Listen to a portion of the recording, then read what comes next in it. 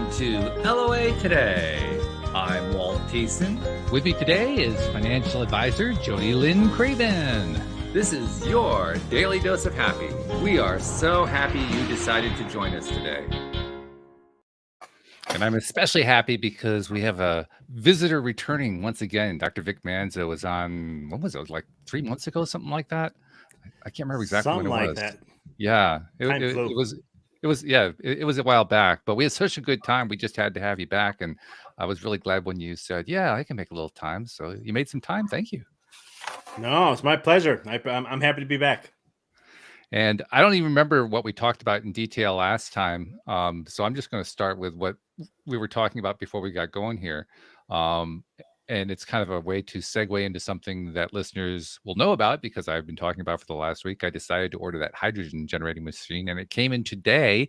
Only one problem: the manual is in Japanese. Haven't learned to read Japanese yet, so going to try to work on that one. In the meantime, I'm trying to get an English version of the manual. I reached out to Greg, the hydrogen man, about it. He says he gave me some details about how to find it. So hopefully we'll be able to figure out how the darn thing works. It looks pretty straightforward, but I always like to read the manual just to make sure. But I'd asked you about it, and you told me some cool stuff about hydrogen, which kind of confirms what Greg had been telling us the times he's been on. Yeah, it's a cool product. It's been a while since I've actually done some deep research into it, but it helps with antioxidants and helping get rid of free radicals out of the body, which is known to then slow down the aging process. So it can help with those kind of things.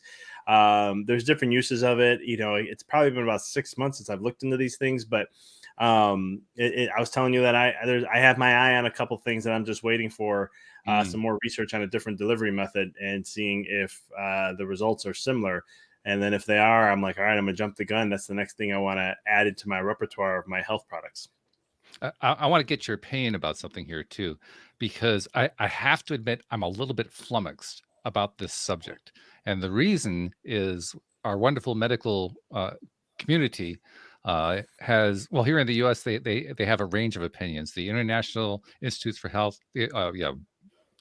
got it wrong. The National Institutes for Health. Sorry, got it right that time. They're leaning in favor of it, but they want to see more studies. They say this is interesting, but we don't want to see more. The FDA wants to have absolutely nothing to do with it. And there's a contingent of physicians who claim that it's a scam and you should stay away from it. So I find that interesting on one level because, first of all, the U.S. medical community can't decide what their position is. That's kind of unusual. Usually it's all like ironed out, got all the protocols in place and everything. Nope, no clue on this one. The other part, though, and maybe you can shed some light on this. I mean, I know from high school chemistry, I think most people do, the molecules in our body are made up predominantly of carbon, oxygen, and hydrogen.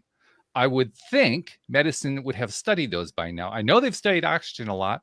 I think there's maybe been some study on carbon. I'm not sure. It seems like hydrogen's been left outdoors. What do you have any idea what's going on there? Why haven't they paid any attention to it? Who knows? I have no idea. Maybe I can give very opinions on things, but I don't have anything that holds ground or holds water to it to where I'll be like, yeah, this is why they don't do that. But yeah, I don't know, to be honest. They studied carbon dioxide because we look at that from a blood perspective, from breathing perspective, and how to make sure we're always keeping that balance, and bicarbonate and carbonic acid. This is what breaks down from carbon and makes our body more acidic from just from having too much carbon in our body. So they've gone that route. Hydrogen, yeah, I didn't learn hydrogen. I didn't learn that in biochemistry either when I was in chiropractic school. We didn't go over hydrogen and the effects of what it can do for the body if we take in hydrogen or even nitrogen. Nitrogen's when you breathe air, I think it's like 70. Somebody's going to tell me this is not 100% correct, but I think it's like 79% roughly around there. 78% of the air you breathe in is nitrogen, but you learn a little bit about that, but there's no deeper element to, oh, hey, guess what? This can be this or that, or this can be beneficial for this or so forth. And from what I remember about high school chemistry, about the only thing that they ever told you that hydrogen did is that it was great for filling in molecules. Other than that, there wasn't a whole lot going on. If you bind it together, you got helium, and that's H2, and now all of a sudden you can have a nice, interesting voice. We'll talk like this for a while. Mickey Mouse. Exactly. There you go. Yeah. But it's one of those things where the FDA will never agree to anything that's it's we in chiropractic we always say the things that have been approved by the FDA are also the same industry that's taking the things away that have been harmful to someone. And one of the biggest one in history is Vioxx. That 58 plus thousand. There's more people that died from that drug, from heart attacks and so forth, than people who died in the Vietnam War, Americans. Wow. Yeah, that's fair. So when you look at the FDA, you look at it in a perspective, and you look at it from like a supplement perspective, they don't accept anything. Right? Nothing has been approved or tested or affected or whatever that statement is on. Look at any supplement you have; they're always there. So it's one of those things you'll never. That's why I always tell people, FDA, you can wait to see approved or not. That's up to you. That's totally your discretion and what you want to choose to do. But and I'll share these analogies. Like here's the things that some of the things I said that were safe and effective and they approved were also the same things they've taken off the market because of the negative effects that have come on. It does kind of make me wonder, why do we have it again? I can't remember. Well, look at here's another example, like NSAIDs, right? Non-steroid anti-inflammatory drugs. I think what is it? 100 and I think now it's like 120,000 people die from the usage of those things each year, or something along those lines, or something along that aspect. And it's one of those things when you think about that, it's like that drug's approved. There's a certain allowed certain things that may happen. Some people say, well, look how many people use them. No wonder there's a high number of that. I'm like, I don't care if it's a billion people using them. That's still 120, 100 plus thousand people. That's not okay. When we look at the effects of what they can do and how they affect people. So when we, it's an interesting thing. It's always been interesting for me. That was my first red flag when I was in chiropractic school learning this stuff. And I was just like, not that the school was teaching this, it was just the people I was around and so forth. And it was like, hold up. So you're telling me that they're not going to approve something here, which is 100% safe, like vitamin C, 100% safe. There has not been one study that I've seen that shows negative effects to harm. Somebody has died from taking a vitamin C, but yet they won't approve it. But yet they'll accept these other drugs and say they're perfectly fine to be used and they're safe and effective. But at the same token, people have massive side effects. There's been deaths to these things and other things like that. Do you have any sense? I mean, I'm going to really get you in trouble here, perhaps, but I'm going to ask the question anyway. Do you have any sense about why the FDA makes decisions the way they do? I've heard lots of explanations, lots of conspiracy theories and so forth. But do you have a take on that? Big Pharma. I mean, Big Pharma owns them in a certain way. I mean, look at the pandemic, how fast things were approved and fast tracked and used and all these different things without any, I mean, I get it. Emergency use authorization means you can go ahead and put it on to utilize to the public and you're not going to, and we just want to be able to have some sort of a remedy and so forth to that. Sure. But when you look at things, when it came to other things that they could have been used that had history of use, like hydrochloroquine or ivermectin, which you can go Google ivermectin and COVID, and you can see there's studies that have been done. Now we're finding out the truth on it, going, oh my God, this thing would have helped save more people's lives. Look at what happened in India when they used it, and deaths went down like crazy. Or look when they used it here or this. And I'm not one to jump on a bandwagon and be on the other side. I like to look at what the science shows. I mean, I have a small group that I work with, and I was sharing with them 12 different herbal products that you can use that have research to show it has an effect against COVID in some way, shape, or form based on the entry of mechanism, how it comes in and where it attaches, how these things can help with that. And I'm like, look, these things can help. I'm not saying it's a cure. I'm not saying it's going to solve it. I just said these things can help. There's studies, there's things that are out there that we can look at, but they're, got poo-pooed very well. But then you have a drug called Remdesivir, which costs like, I don't know, $3,000 or something like that to have. And, there's a whole thing. You can Google this too. This is not a conspiracy. I actually know people that have died because they were put on this. You'll look at it. They come in, they barely have some fluid in the lungs. They get put on this drug, which is approved, right? It's been approved by the FDA to be used. And then all of a sudden, 5 days later, their lungs are full of fluid. And all of a sudden, they pass away about 4 or 5 days after that. It's usually around day 8 to day 10 is when that normally happens. And they've seen this. They have studies on this. Again, you can look at the data. It's out there. You have to dig deep though, because the Google blocks a lot of this information. based on the algorithms and all the stuff like that is. But if you don't go Google it, you go use like a DuckDuckGo search engine, which uses Google, but it doesn't have all the privacy things in there or censoring. You might be able to get to some of these things, and they're out there. You can see them. Qualification: DuckDuckGo actually doesn't completely use the Google algorithm. That's kind of a myth, but there's a lot of similarity. I'll give you that. That's what it is. Yeah, similarity. There's some similarity. I thought that they were just bought out. I could be wrong. Were they? But I thought that they were bought out like recently, within the last couple of months. But I could be wrong. But I know someone who's a family member who's part of the group. I'll have to ask them. Oh, okay. Right to the source. I'll have to ask. I'll be curious to know. But yeah, it's when you look at the FDA, they're just, some people call them just a drug dealer, and they're just, they pass things off to help, with when it comes to big pharma. But at the end of the day, they're there for a specific reason, whatever that is. It's I've just never seen, or I have rarely ever seen, approve anything that is truly more on an effective natural side when it comes to things. And that should raise people's eyebrows when it comes to that kind of perspective. Because there's some people, they'll say there's no studies, or there's no this, or there's no that. And when you look at things, there's endless studies out there. I mean, there's a documentary called Food Matters. You can watch it, and they talk about this. And they'll talk about one of the gentlemen on there who gets interviewed. He'll talk about different aspects of nutrition, but that he gets bashed and he gets humiliated on things. But then he goes, I had my students go look for the last 30 years of a death from a vitamin, and I can't find one yet. And he goes, please tell me if it's there. I'd be more than happy to want to know about it. He goes, but I've had them search for the last 30 years, and there has not been one death from it. But yet they'll still consider the say not to be safe or approved. Well, all I can say is I'm just as confused as I was before. I have still no idea why the FDA does what it does. But, that's just life. What can you say? I always say just follow the money. Well, that's it. Yeah. Unfortunately. That's pretty straightforward. Yeah. And I feel like, or we weren't going to have a whole conversation about the pandemic. That's not why we're here. But I think that when it comes to health, for me personally, I woke up during the pandemic when it started, and started asking some better questions than I ever have in my entire life. Like asking why do they do this, or why is this recommended, when it came to more than just vaccines, but for COVID, but more like vaccines for everything, drugs for everything. Like why am I being recommended this or that? And it's been very eye-opening, taking a step back and just looking at the whole picture. I just keep thinking about George Carlin. George Carlin used to talk about two in the mouth. That was it. That was his entire thing on modern medicine. He spoke a lot of truth too. Is it, He did. Oh no, he did.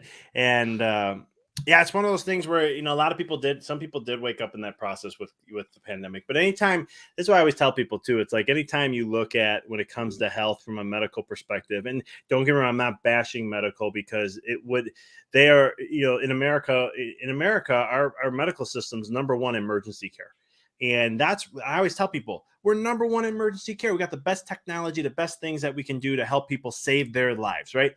I go, but when it comes to health, when you look at the top 11 richest nations in the world, America's dead last when it comes to that. And when you look at the top 42, we're ranked 37. This is World Health Organization came out with this one. And so I'm sitting there going, yeah, we're when a health. Why I used to educate my patients. I was like, you want to choose a system and a model that is, let's say if you have an emergency, America's number one. Would you want to go there? Like, absolutely. I said, okay, now if you want to go and look at healthcare, and would you want to work on it being a system that is ranked 37 out of 42? And they're like, no, I wouldn't want that. I want to be at the best of the best. And I'm like, this is why we have to look at health from a different perspective. Medicine hasn't solved health from long-term perspectives.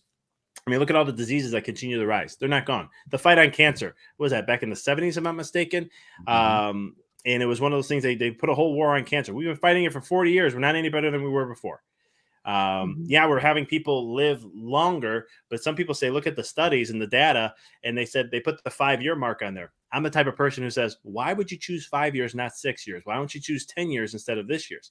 If you take the 5-year mark, here's just something for all the listeners. If you take the 5-year mark and you expand that out to 5.5 years, you'll see a higher deaths that come from cancer. So it's very interesting. It's very eye-opening when you see that. So when you look at how they move the marks on things, I was talking to a friend of mine about this, and he's kind of in a process of waking up. He's challenging. He's like, anything the government says, he's like, it's usually we have to do the opposite and we'll be healthier. Or if we do the opposite, this is going to be benefiting us. And I'm just going, you've been around me a little bit. Yeah. But he's like, we were talking about cholesterol, and I was like, I go, who chose the number 200? Who created that? I said, have you ever looked at the committee? I'm like, there's a committee of people who choose, and they just say, hey, this is what it's going to be. What's the studies? What's the research on that? I go, what ends up happening is those people who choose that and dictate that are actually not all of them, but a good portion of them work for the drug companies. They're executives of some sort, and they're on there. I said, isn't that a conflict of interest? I know in my world as a chiropractor, I can never have conflict of interest. I could lose my license. But yet here's someone who can give recommendations, say, hey, we're going to do it at 200. This is where cholesterol should be at. We're going to bash this, and whatever that comes up to being. And then all of a sudden that becomes a standard across the board, which cholesterol is a whole entire myth that I won't even get into. But anyway, I digress. Ooh. Yeah, I've heard a lot of interesting stuff about we don't want to get into it. Oh, we can't. I mean, it's up to you guys. I'm go open ahead. book here. So hey, if you're going to say there's nothing looking here, don't look here, don't look here. We got to ask you what's going on there. Yeah. Well, think about it this way. If you look at heart disease and you look at it from a perspective of saying, well, cholesterol is what causes heart disease and all that, and it's related. Well, it's kind of like saying fires are the cause because of firefighters. Now, the reason why I say that is because when you look at something, when you see firefighters, where are they always at? They're where the fire's at, right? Cholesterol's in the arteries, and they go, oh, look, clogging of the arteries. Cholesterol's the culprit. No, it's not. Cholesterol is a healing perspective. When you have a cut or a heal, it's there to try to start healing the process. We talked about free radicals, right? We're talking about the hydrogen and how that helps. That is actually what causes damage to your arteries. And then when you keep damaging it over and over, our cholesterol will start to build. Now, when you look at like cholesterol lowering drugs, this is one of the biggest things that I'm waiting for the day that this becomes, they get exposed in this way. Because like Lipitor makes, I don't know, $40 billion off their drug, roughly, give or take. I don't know, it might be 20 or between 20 and 40. But it was one of those things where they've done studies, and this is how they manipulate the data. So they've done studies where they looked at statin drugs and they said, okay, we have a group of 100 people, and we're going to see the outcomes of who gets a heart attack, right? And then we have another group of 100 people who take the medication, and we're going to see who gets the heart attack. Well, group who had the medication only had 2 heart attacks. Excuse me. The group who didn't have the medication ended up with 3 heart attacks. So what they did is they subtracted the 2. Okay, well, I'm sorry. No. They took the number 2/3, and they said, you can go Google this. You'll see this on the research. And they'll say statin drugs prevents heart attacks by up to 60, I don't know if it's 62%, but 67%, roughly around there. But technically, if you talk to someone who does stats, you're supposed to subtract the 2 because you want to see what's the effectiveness of ones with the drug versus without. And all they did was save 1 life out of 100. So when you look at that, it's 1% effective, not 67% effective. Wow. That's how they manipulate data. And that's the thing. When there's numbers, you can manipulate it in any way, shape, or form to serve your purpose. They do this with, I may be really going out here on a subject, but I may be titled an anti-vaccine person, which I'm not. But they do this in vaccine research. And I had a friend of mine who worked at a lab, and he would say, he would hit the enter button, and it'll take all the data points. If the mean line did not hit what they wanted, his superior will tell him, hit the enter button again. It's going to recalculate it until we get the mean line where we want it. I'm not saying all of them do this. I'm just saying where he was, and I won't say where he was or anything, but he was saying that's the kind of how they did it until they got to the numbers that they wanted so they can go publish that kind of things. It's just like when you looked at the effectiveness of Moderna when they said it was 95% effective. If you actually, and I'll leave it to the people to go do their research. But if you go look at how they came up with that number, 95%, you're going to see it's not even close to that. Yeah. That's pretty wild. This is all really interesting, though. I mean, we could certainly go down a rabbit hole and how terrible all this stuff is and so forth. But the way I'm looking at it right now isn't it interesting how strong a level belief and intention is playing here? Mm-hmm. You're describing people in this case in the drug industry, particularly, who have a certain intention. They intend this particular outcome. They believe that it should have that outcome, and they get everybody else to believe that that was the outcome. And they're convincing. They sound convincing, right? Everything sounds convincing on it. Yeah. And now, in this case, it sounds quite manipulative the way we're describing it. I don't really know if that's what their intention is, but I wouldn't be surprised if it is. I don't really know. All I know is how interesting that intention and belief are playing such a big role. Yeah, I and think if you it's take huge. that like one step further or on the same line, I guess it would be when you think about cancer, this was the question that popped into my mind. Is it the intention to cure cancer? Well, maybe it may be from a drug perspective. It's not. Maybe the people that are creating it, it's not. I mean, what's in it for them if they cure it? I mean, they'd have the cure and they could, charge a bunch of money for that. But then once the patient is done, then it's done. You don't have a reoccurring patient. I don't know if they want that. I'm not saying that they do or they don't, but great question. And we have these fight for cancer. Could that just be the marketing of said, programming belief? If they don't actually have the true intention to cure cancer. I can't say that they do. I can't say that they don't, but history would show that it's not really the intention. Well, again, I keep going back to what we know about energetically. I think it was Jung who said, "What we resist persists." A whole lot of resistance going on in this conversation, right? We've got the people who are pushing really hard against cancer. We got the people who are pushing really hard against the regulators. We got the people who are pushing. There's like all this resisting going on, and then we get the results that we are getting. And the question that keeps going through my mind is anybody in energetic circles surprised? Because I'm not. You keep resisting, you're going to get results you don't like because you're resisting. That's what we learn, right? Well, think of it this way too, right? Money is life energy. Where do we Yeah. put our money into? Where, you look at America, I think, I don't know the numbers off the top of my head right now, but I think we're almost $3 trillion close to when it comes to healthcare and how much we spend. I think it's almost 10,000 per person or something like that on average, or whatever those numbers come up to being.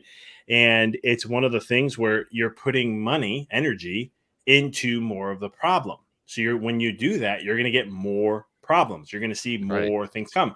I mean, like we're looking at it from like, even with like diabetes, by 2030, would they say 50% or, oh man, I wish I could remember all these stats, but there was a certain number that we're going to be at by 2030. That's just crazy. Now, when you look at diabetes, it's the most, almost, if not the most, it's close to, if not the most cost disease to be out there because it affects every single system. It's not just one system gets affected. Like when you look at heart disease or cancer, specifically to where it's located, this is your eyes, your brain, your kidneys, your liver, your muscles. Every single part of your body is affected when you have diabetes. And it just continues to go on. But to kind of look back, there's infinite money in sick care. There's not infinite money in healthcare. Because when you start to, like you said, if you can cure cancer, that's it. But when the average patient, now this was years ago, but the average patient cost of cancer is $453,000. That's a big machine of money that comes in. And think about what I think back when I was in chiropractic school, they used to say, and this was 12 years ago, 13 years ago, 5 out of 6 people will experience heart disease or cancer in their life. 5 out of 6. I would say that number is even closer to higher, like 5.5 now. And it's not saying they're going to die from it per se, but they will have it in some way, shape, or form. Because once you have, like, let's say you have a heart attack, you're on drugs for the rest of your life. They'll give you. I remember my grandfather. He had 5 heart attacks, 2 bypasses, and I remember I would go see his cabinet, and it was just a load of drugs, 10 different prescriptions, and I'm just like, man, what do you eat for dinner, or do you even eat anymore? I mean, there's a lot of drugs, and you look at cancer is the same thing. And I'm not, there's a great series on this. There's great information that's out there. It just doesn't get out there, which is The Truth on Cancer. Ty Bollinger and them did a great job explaining it. They talk about what really chemo does, how it affects the stem cells, what does it really do, and why do we see people who go on chemo, for the most part, If the cancer comes back, it's always more aggressive than it was before. Not always, but close to that.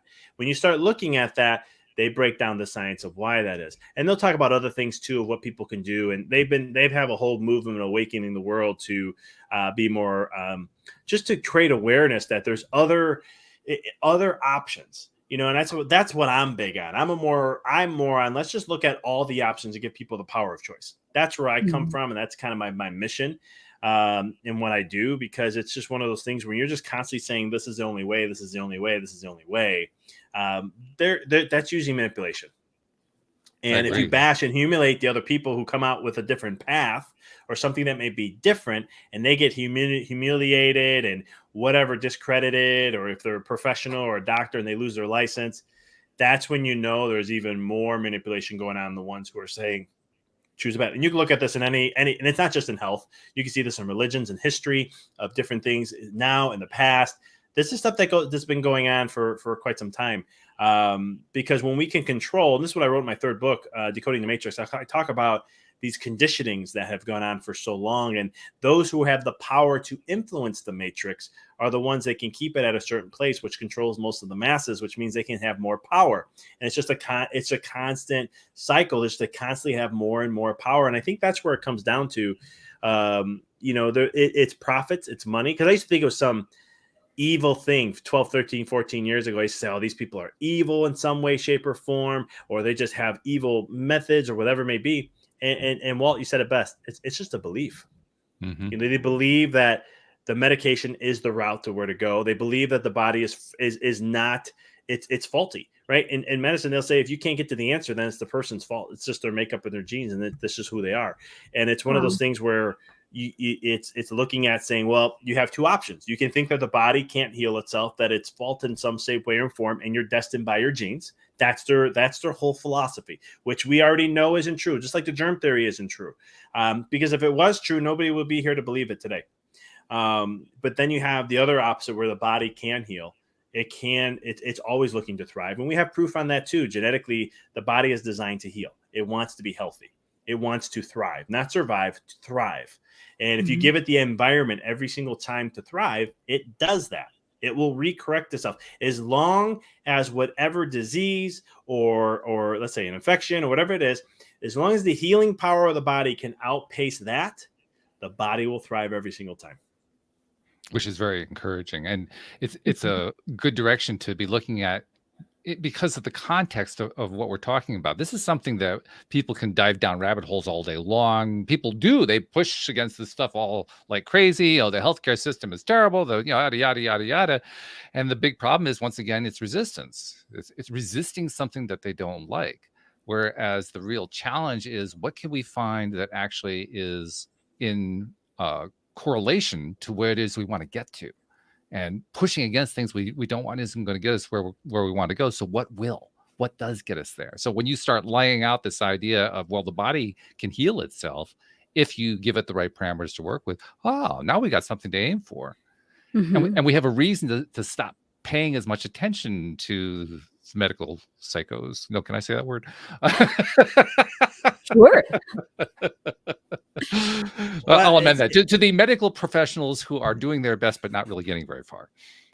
Yeah, because I mean, don't get me wrong. Medical doctors, they're great. I mean, they want to help. They want to serve. They want to, I used to think the whole system was just a frail, flawed system, and then I started to say, you know what? Hold up, that's not right. I got to really be more open with this. And nothing's ever here out of a want. It's always a need. So if it's here, there's here for a purpose. And I started talking to a couple here and there, and they're great people. And it just comes back. It comes back to a belief, a philosophy of how they see things. And when you start to understand it, and it's interesting because one of my mentors, he was at a big event. You had to pay top dollar to get there. And what ended up happening, he sat next to somebody who worked, one of the head people for Monsanto. And for those who don't know what Monsanto is, they're big in, they're in agriculture. They're an oil company. I think they were an oil company originally, and they went into agriculture too. Right. But they're known with glyphosate, weed killers, and things like that. And they got into genetically modified foods and whatnot. But you look at them, and for me as a health professional, I'm like, yeah, I can't stand the company. They're destroying nature, bees. I can go down a whole thing with that. And This is what his mindset was. He's like, great, I got to sit next to this guy. He's like, I can't stand what they stand for. It's against everything.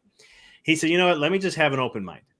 He got to talking to the person and getting to know him. And he's like, he was a very positive, upbeat individual, very good, down to earth person. He goes, there was nothing. Right.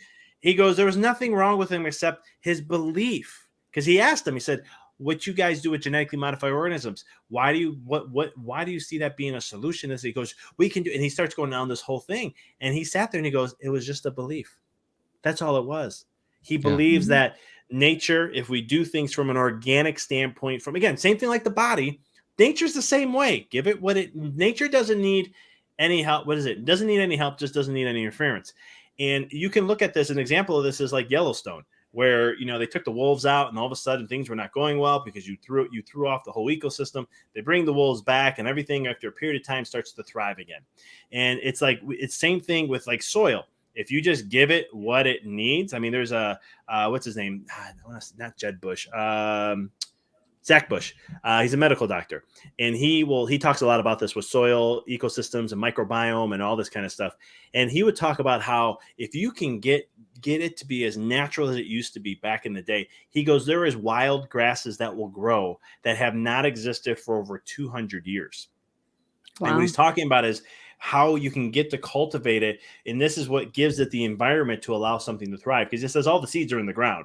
And it's just the system and the environment of what you're creating. So if you have a very healthy environment, you have a very lush, flourishing garden or grass or whatever you call it. If you don't have that, that's why weeds could exist, or this is why things won't thrive, or X, Y, Z. But it comes back to that belief. So Monsanto guy believes, no, things, you got insects and pests and all these things are killing this stuff and interfering with the crops. We need to change their DNA so they can be more resistant, so we can spray like crazy and it can be more resistant and we can have bigger crops. But there is the other side of the story, and there's a whole movement on this with organics, showing how they can get bigger yields and how it's, well, we already know it's healthier, but that's my point to kind of hit the point on that, is that, and that was an eye opener for me when I heard that a few years back, and I was like, or 5 years ago, I was like, you know what, that's true. It is just a belief, and it's just which one do you choose? Mine's just a belief. I mean, I can go down and show stats and support what I do and all these other things, but at the end of the day, it's just I believe in the power of the body, and I believe that I believe in nature. Nature's been here. Well, humans have been here. If you look at I was talking to someone earlier this morning, and they were saying like up to 285,000 years, 300 years ago, humans have been around. There's skulls, there's things that can kind of some support that. I said, even if it's 10,000 years, Earth has been here for how long? 4-point-something billion years, something like that. Yeah. I think nature has it figured out a little better than we do. Agreed. Just by a little. I'm just saying, it's only a small margin of time difference. A small margin, yes. Well, once again, that's a belief, right? Well, and I think when you start looking at like beliefs and intentions, and you do exactly what you're saying, Dr. Vic, you take a step back and you're open to different things, you can start seeing what's driving different things, like the genetically modifying foods. I think one of the biggest drivers behind it is to feed the society that we have created in the way that we have created it. Fast food industry, like food quick and now, and a lot of it, because we're all in this one dense area. So you need higher yields. I haven't heard the other side of the discussion of, organic, you can have higher yields. I haven't looked into that side of things. But if you were to just purely look at that one intention, they're just trying to feed the people. That's what their belief is, that they need higher yields, and that's what their intention is. So I'm sure they don't see themselves as evil, right? But it's looking 100%. At everything. Mm-hmm. And actually, I think there's another piece that goes along with this too. The piece that goes along with it is who is thinking of them as evil? Because they have a belief also. Yeah. There are a number of beliefs at play here. And what I think this whole panoply of beliefs really illustrates something beautifully. What you believe becomes your reality. What you believe becomes what you experience in your life. So choose your belief and choose it carefully. It's 100%, because once you have a belief, your ego mind now has to support that belief, and it has to, your consciousness, your reticular activating system has to seek out and show you, hey, you believe this? Let me show you how that's true. But it's just as easy as changing that belief. All that same mechanism of the mind is going to come in at the same place and do the exact same thing. Yeah. Agreed. And that's where but it's one of those things again. And I always tell people like whether you want GMO or you don't want GMO, I always tell people it's like it's your choice. It's whatever you want to go down, whatever path you want to choose.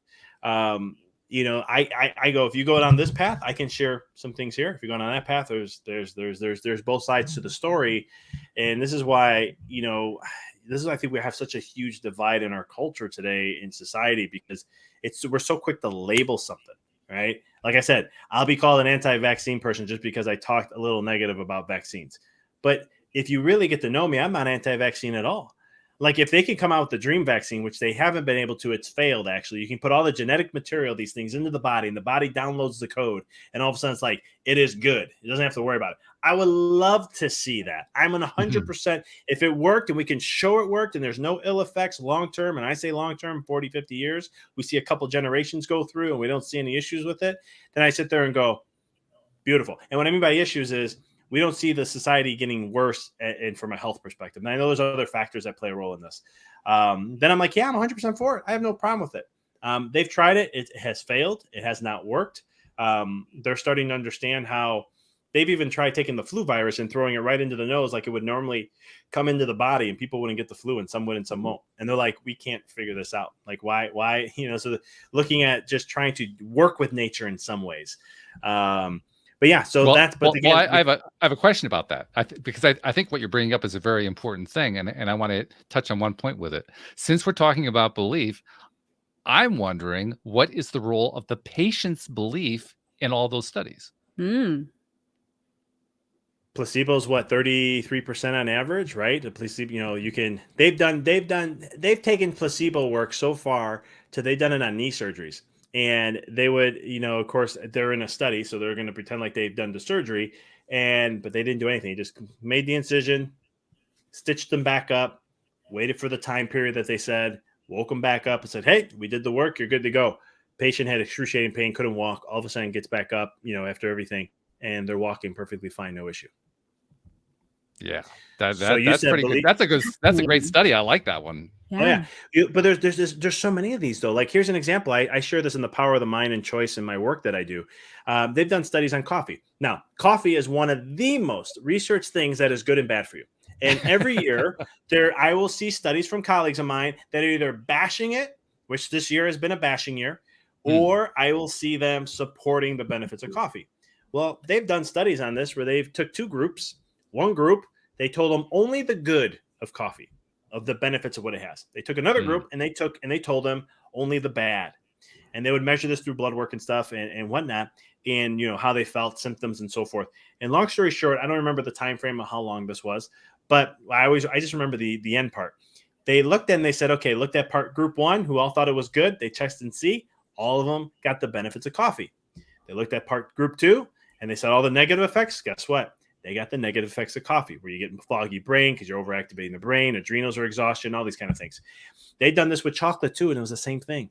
Now, if you go back to ancient texts, there's spiritual masters and mystics they will tell you that how they used to be able to take poison and they can transmute that. Now, I don't recommend this. I do not. Yeah, we do not recommend this for anybody. No. Do not recommend this. Don't do it. Big disclaimer, folks. Big disclaimer. But they would do that because they were showing how they can change the power and element of something. And so, again, what does that come down to? If we want to simplify, it's beliefs. Again, not recommend that at all. Do not do that. But just looking at the factor, if you choose to have something, this is why I used to be at one point into diets, certain diets specifically. But I pulled away a lot from a lot of that because I'm like, you know what? It really just comes down to if you believe this is good for you. Now, I'm not saying to go out. Now, there are certain things that just hold truth. Like if you go eat Doritos every single day, it's not going to be the most beneficial thing for your body.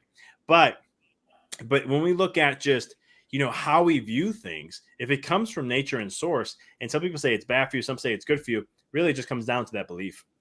Mm-hmm. This raises a lot of interesting questions for all of us, I'm sure. The one that's coming to my mind right now is, what if, let's just do a complete mind experiment here, okay? What if when you went to the hospital with any condition, no matter what the condition is, what if the hospital personnel spent most of the visit working on your beliefs? I wonder what the results of that would be. Game I changer. think it would be huge. There was another doctor that we interviewed. This was maybe a month back or something. And she was talking about them working on their belief system, like her Yeah. with her patient. And when that piece wasn't completed and they didn't believe in the treatment, they would often revert back. And she told us all sorts of stories. I think this is huge. I think we're starting to scratch the surface on understanding all this kind of stuff in a level of, and quantum physics has helped that in so many ways to understand how, because the observer effect will tell you that how you see something is what it's going to be.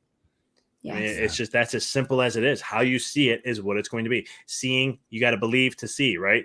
And so these things all align. These are all old truths that have been around for so long, but they're so true in the way that you can take this into health, and people just don't get empowered enough. But then there's the other side of me. And this is because probably I'm a chiropractor and I went through, all this holistic stuff that I've done too on top of it. It's like, yeah, but there's got to be some form of guideline. There's got to be a certain like rule to this, right? Because again, you can go eat Doritos every day, but if you believe they're absolutely amazing for you, then they're going to be amazing for you. And it's like, not necessarily. But you can look at things like, some people just blame genetics, but sometimes look at people like when it comes to smoking, right? I always said that smoking never causes lung cancer. And some people get upset by that. But I have a family member who smoked for 25 years, ended up with lung cancer and passed away. And I said, listen, you got to understand the difference between cause and a factor. A cause means you do it once, you get it. That's it. So if you smoked a cigarette, you're going to get lung cancer because it's a cause of lung cancer. But it's a factor of lung cancer. It can add to the mix. But how many people though you've heard who smoked all their life, and I'm not advocating that smoking is good for you, but how many people have smoked all their life and they don't get anything? They don't get lung cancer. They don't get nothing. They live to like 102. Exactly. And there's people that I know that, or people just in general who don't take care of their health, but they're living to, and it's not like they're just living to 80 or 90 on a time. They're not having the vitality at their later years, but they're living longer. And it's just, you're sitting there going, I don't get this, and then there's somebody who takes care of their health and they pass away at 42. There are obviously the statistics about the connection between smoking and cancer, and I actually happen to know that one because it came up in a Sean Aker presentation in a different context. But the correlation is 0.44, meaning 44 out of 100 people who smoke are going to get cancer. It means 56 won't. We can't forget that part about the statistics. What the flip side is telling us. 56 won't. Now, does that mean that you should smoke cigarettes? No, it just means, wait a minute, this is not as much of a done deal as you might have thought, just because you heard, wow, it's a 44% correlation. Yeah, but what about the 56? We kind of skip those parts. And that's where I come back to the whole factor versus cause, right? It's just a factor of it. And it was a factor that affected 44% or 44 of the 100 or 44% of the people. We experienced this. I may have even told you this one, Vic, on your last visit, but we experienced this overall topic, if you will, the last time that my wife went to a doctor. My wife, I was telling you about this offline. My wife had hyperthyroidism, otherwise known as Graves' disease. She was diagnosed in 2018, I think it was, and went through the usual protocols. Bottom line, the endocrinologist was saying, you're going to never get over this. We're going to be on drugs for life. We'll probably have to either burn out your thyroid or have it surgically removed, something like that. And at the very least, you're going to have to be on drugs for a while. And we can't even guarantee how long you're going to be able to do that. You're probably going to have to make a decision sometime fairly soon. There is a small chance you could get off, but I'm not hopeful in your case. That was the first visit. Second visit was about 6 months later. He had dramatically ramped up the dosage and was now saying, I'm 100% sure you will never, ever be off the drugs. You will have to face this decision about whether to do surgery or chemical burnout. And you need to get ready to do this because it's going to happen. 6 months after that, they started lowering her dosage because it was too high. They started lowering it beyond that after that. And a few months later, they said, well, we're down to the minimum dosage. It's still too high. So we need you to go off it for 2 months. She went off it for 2 months and hasn't been on since then. And listeners may wonder, well, what was her secret? Her secret was the secret. She literally did not believe in the diagnosis. She didn't believe in the prognosis. She didn't believe in what they were telling her. She was determined she was going to feel good. She's watched a lot of videos about happy animals playing together. And here we are 4 years later. She was all now that's not actually the part of the story I wanted to tell you. the part of the story I wanted to tell you is that she also had to see a cardiologist, because along with this whole series, the sequence of events, she experienced atrial fibrillation, or AFib as they call it. And when she saw a cardiologist about it, they couldn't quite pinpoint, did it happen when she got the thyroid disease? Did it happen before? Did it happen afterward? So because they couldn't pinpoint it, he was acting on the side of caution. And that, combined with the fact that her family has a history of stroke, he says, okay, we got to put you on, I guess what they call a blood thinner, to prevent you from having a stroke. Well, she got to the point where she's off the thyroid medicine. And now she goes to the cardiologist and says, I want to get off the medicine you got me on. And I want to also lay out for you, everybody we'd ever talked to about this cardiologist said, this guy's wonderful. He's beloved. We think he's the best cardiologist in the entire area. He's such a nice, and he's a wonderful person to talk to. He's very encouraging, all this kind of stuff. But when it came to this conversation, it didn't fit his protocol. It was not what he wanted her to do. And so he and she were having a discussion. I'm in the room. I'm sitting there, and I'm mostly listening. I'm not really saying anything. And at one point, and I may say this wrong. If I do, forgive me. He said something like the chances of having a stroke increased by 3% a year. And I thought about that. I said, you mean every year, no matter what? And he said, yeah. And I said, that's not possible, because mathematically that means she has a stroke within 33 years. And he immediately backed up and said, oh, I meant clinically. And I thought, what? What are you talking about? What I basically accidentally did was call the doctor a liar. He was deliberately trying to deceive her by taking advantage of the fact, and Louise will tell you, she's the first one to tell you she's not good at math, by taking advantage of the fact that she's basically math phobic, to scare her into following his protocol. Mm-hmm. But that's how they're trained, right? And then it's one of those things where, so this is what got me very passionate for women with pregnancy and stuff like that, because being a certified ped doc, I did a lot of pregnancy work and so forth. And it amazed me. I mean, fear is always thrown no matter what, but pregnancy is like to the fullest, the littlest thing they will call out on. And my wife, we just had our firstborn a few weeks ago.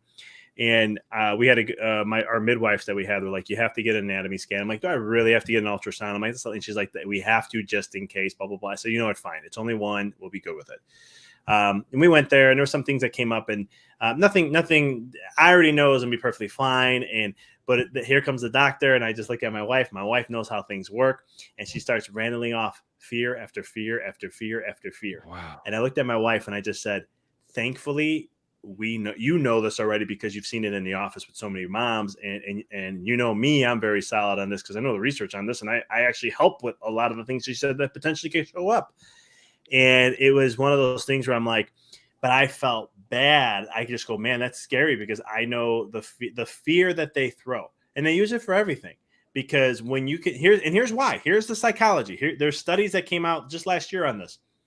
When you can get an individual into a state of fear, you can control their behaviors. Yes. And research has shown that now. And so this is when you start asking the question, right? We're talking about beliefs. We're talking about this. We're talking about that. But if you look at medicine, for the most part, fear is always the first thing they'll throw out there. They'll throw, our daughter had a little line. I wasn't at the hospital at this time. I was going home to take care of my dog. And my wife was like, they did an exam on her, and they found this little cleft there. It could have been, they said this, and this. I didn't know. It was an ultrasound. It's on her. She's out of the body now. I thought it was fine. Something, it's fine. It's going to be nothing. It's just this. They're looking at two things. One, perfectly fine. Two, could be an issue. That is like less than 1%. It's like 0.01%. But they used the fear to get the ultrasound on the little one, and came out perfectly normal. Nothing there. Just an abnormal line on her but near her butt crack area. But those who don't know these things, they're going to get stuck into fear and get into all this extra. Like my wife did. She was like, I didn't know, so I just did it because I figured it wasn't going to harm the baby in any way, shape, or form. And I said, that's fine. You did it, and that's fine. It doesn't matter. If I was there, I would probably ask a lot more questions and said, okay, so you're looking at this or this, that chance is not going to be any harmful to her. So why even have an extra test done, which is not necessarily when you're going to tell me it's less than 0.0 something odd percent that this can be that. I rather take my chances. It's less than 0.01%. I mean, that's what is that? 999 out of 1,000 or something like that. Mm-hmm. And now I'm thinking back to the point that I raised earlier. What if you went into a hospital with any condition and they worked on your belief to help you get better? Now reverse it. What happens if you go in there and they work on your belief of fear? It's not helping anybody. Well, that's not true. It's helping them get the result that they want. Here's another example. Like I remember when I was in my energy medicine stuff, we would talk a lot about this stuff, like, the mind and energy and what vibe you hold at and how it affects our body and our health. And there was a gentleman that they were talking about who, he was like in his 60s. And one day he had this cough that just wouldn't go away. He ends up going they're thinking ammonia, right? So they're going to do an x-ray, and they found this little black dot in his lung. It was like a little circle in his lungs. And they're like, oh, this ain't good. And they're like, man, you most likely, they did some blood work and stuff. And they're like, you probably have lung cancer. We're gonna have to do chemo. We're gonna do this. This is not a good thing to have. And so they went down that route. And I'm messing this story up a little bit, but the point of the story is he ended up getting the chemo, whatever, or maybe not the chemo. No, sorry, there was no chemo involved. They couldn't do it. That's why I'm messing this up. Anyhow, long story short, he passed away 2 months later after finding that. In going through his medical history, they found an x-ray like 30-something years ago. Same black spot on the lungs. Wow. What? Same size, same everything. Wow. It was the psychology of saying he had lung cancer, and I think it was an advanced form that was that he only had a certain amount of time to live, and that's why they didn't do the treatments. And he believed it. And 2 months later, he passed away. And they just happened to find an x-ray of his past, like 30 or it might have been 40 years ago, but 30-something years ago. Same spot, same size, same everything. It wasn't like it was bigger or it got bigger later on. That is how powerful the mind can be. And this is what got me into mindset work and looking at the mind and our beliefs early on in my career. Because we're talking about placebo. Well, there's also the other side we're not talking about, which is called nocebo. Nocebo, yeah. And nocebo is thinking bad things will come to you. And this is a prime example of it. It exactly is. And it's not the only story, because I can think of one off the top of my head that I know about that anybody can access. It is in Dr. Joe Dispenza's book, You Are the Placebo. And he tells the story about a patient who was a cancer patient.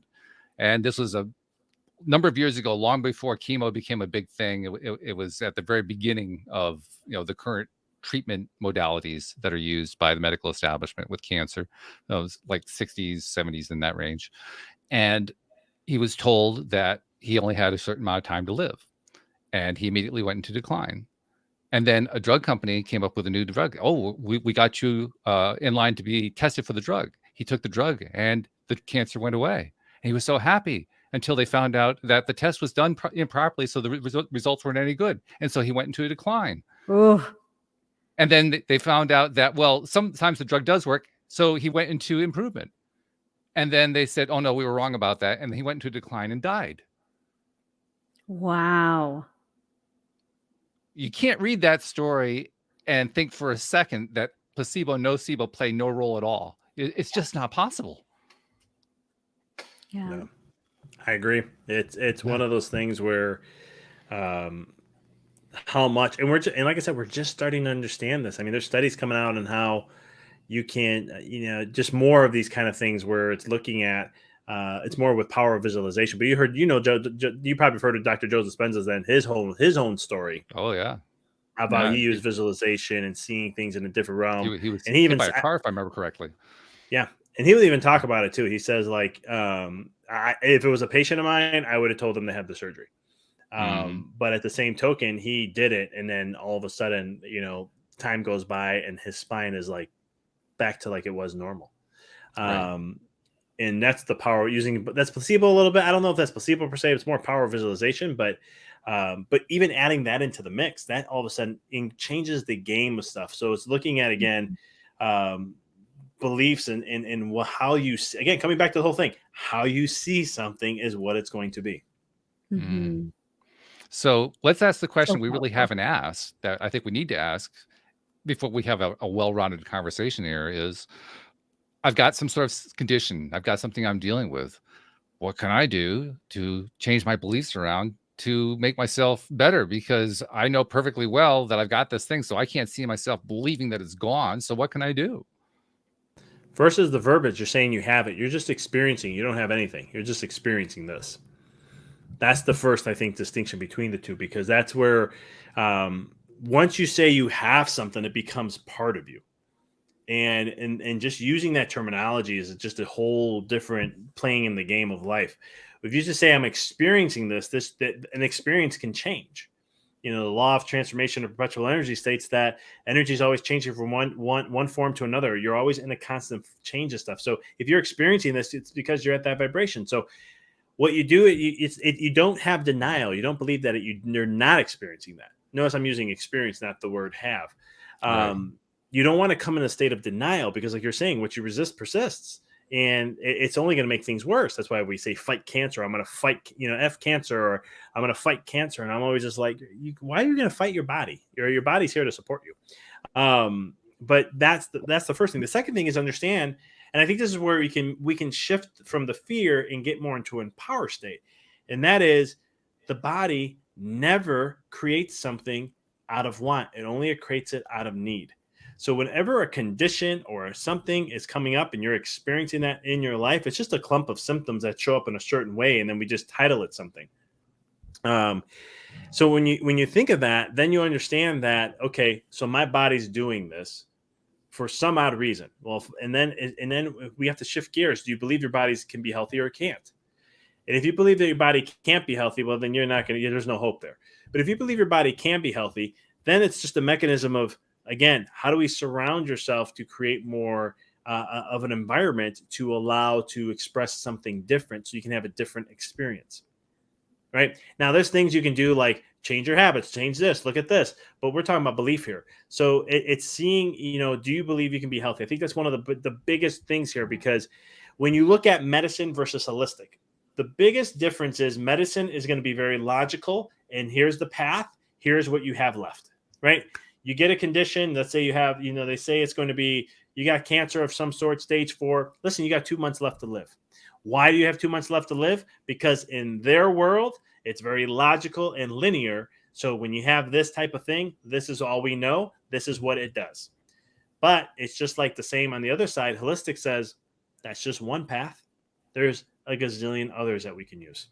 There's other Billions opportunities. of possibilities. Think about it. So it's like a left brain, right brain thing. I talk about this in my my first book. I talked about this, where I got into, I'm like, nothing against the medical system, but they're very logical. They're very ego based. And this is where they're going to always hone towards. And it's always going to be, here's the only thing you can do.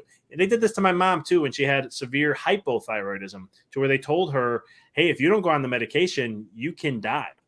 And one doctor told her, I won't not work with you unless you go on the medication. And my mom was like, I'm not doing this. I'm gonna trust him. I'm gonna go to my son, and my son's gonna help me with other people, and I'm gonna go a different route. And I kept telling my mom, don't tell them what you're doing, because they're gonna bash it. And she did. And then they reamed her with even more fear. This is outdated research and blah blah blah. And I was just like, that's fine. Let them keep talking. We're just gonna continue doing the work. She had a 98%. Oh no, 90. What was it? 20 and 10%. So 90%. Her thyroid wasn't functioning. Wow. Today, it took about 3 years to get it up to 90+%. She's at 99% right now. Wow. And so it's here, but they told her it wouldn't change. Here's what you're gonna have to do. And I just told my mom, if you go down that path in this belief system of this world, you go on those drugs, this is what ends up happening 3 to 5 years down the road. And then I don't know if I'll have my mom in the next 5 to 10 years. And did I use fear? I did. And I was just using the standard data, stats that I was seeing.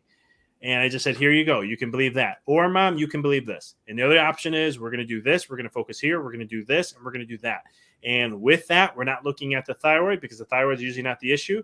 I'm like, we're going to look at everything else and get those systems up and running again. And from there, we're going to change that. So you can see how, again, it's what, if you believe, my mom's been under chiropractic care for over 37 years. She's a fitness instructor. She's been doing nutrition supplements and exercises for since I've been born. But it's one of those things. My mom believes the body can heal. She knows it'll take time, but she knows it will heal. It will get to where it's going to go. And that's a belief in herself. And everything that she's ever faced, she's always gone the holistic route, and she's always gotten the results. She's 65 today, and she still does at least 5 to 6 hours of fitness classes on top of her workouts. So back to the person, just to tie it all together, is you have to ask yourself that question. If you have something, you got to ask, can your body heal? Can your body not heal? You really got to, and if you don't know, that's where resources are to help give you the confidence to know that it does. I can tell you as a chiropractor, a holistic practitioner, and an energy medicine practitioner, I can tell you 100% for sure, the body heals. Your genes do not dictate your health. We know that now. That's outdated research. It's still being perpetuated, just like saturated fats are bad for you. That's outdated research from the 50s. But at the same token, it's one of those things where you have to, if you believe your body can heal, that will open up the door to possibilities, and people and things and stuff will come to you to help you, show you that. And maybe you might just heal on your own spontaneously without even needing anything, which is a whole nother possibility. That's a beautiful thing. That's a great way to wrap up the show too. By the way, your latest book is Decoding the Matrix, right? Is that the latest one? Yeah, it is. Yep. And that's the one that if you want to kind of change the way you're understanding how this whole thing is structured, that's the book to read right there. That's the one. Yeah. Amazing. It gets in all this conditioning, all this stuff that we're programmed in some way, shape, or form, and how we're, how the subconscious mind works and how it dictates our life. And I call it a mental prison. And once you become aware of it, you unlock the key, and you get to actually experience that freedom that you choose. Well, Dr. Vic, I got to tell you, I am so glad I'm free enough to have you on the program twice now. This is great. I've enjoyed this so much. I think you have too. I know Jody enjoyed it. Oh yeah. I had a blast. It went down a way. It was an interesting path we were going, but I love how it all wrapped up too. I was like, this is cool. It was full circle. I loved it. Excellent. We love that. That means that we had another daily dose of happy. Yeah. And I'm so happy we did.